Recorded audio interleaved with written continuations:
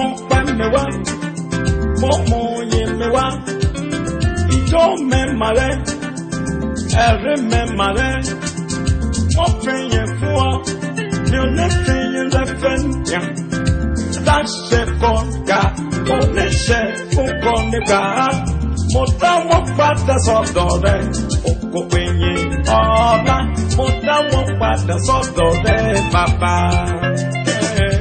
Mota Wapata Sodore, Mota Wapata Sodore, Oko Iyin, Ola, Mota Wapata Sodore, oh Baba.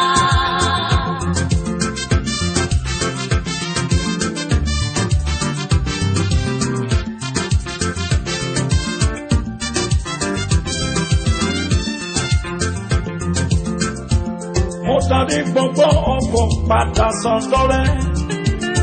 Motari gbogbo ọkọ̀ padà sọ́dọ̀ rẹ̀. Oko Iyin àtọ̀lá mo dá wọn padà sọ́dọ̀ rẹ̀ o bàbá. Ọlọ́run. Mo dá wọn padà sọ́dọ̀ rẹ̀. Mo dá wọn padà sọ́dọ̀ rẹ̀. Oko Iyin ọlá. Mo dá wọn padà sọ́dọ̀ rẹ̀ o bàbá. I have the reason.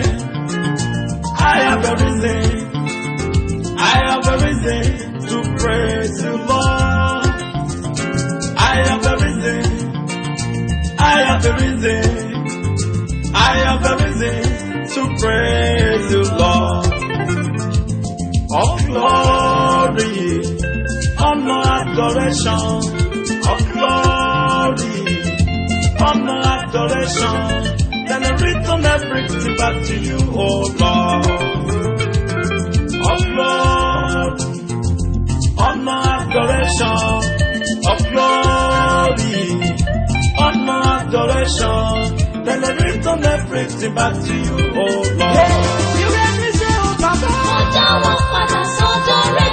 Mo dá wọn padà sọ́dọ̀ rẹ̀. Oko Iyin ọlá. Mo dá wọn padà sọ́dọ̀ rẹ̀, oh Baba.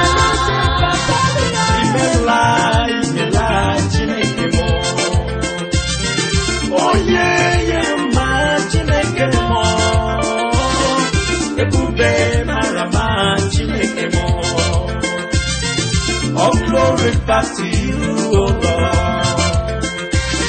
Adoration back to you, oh Lord.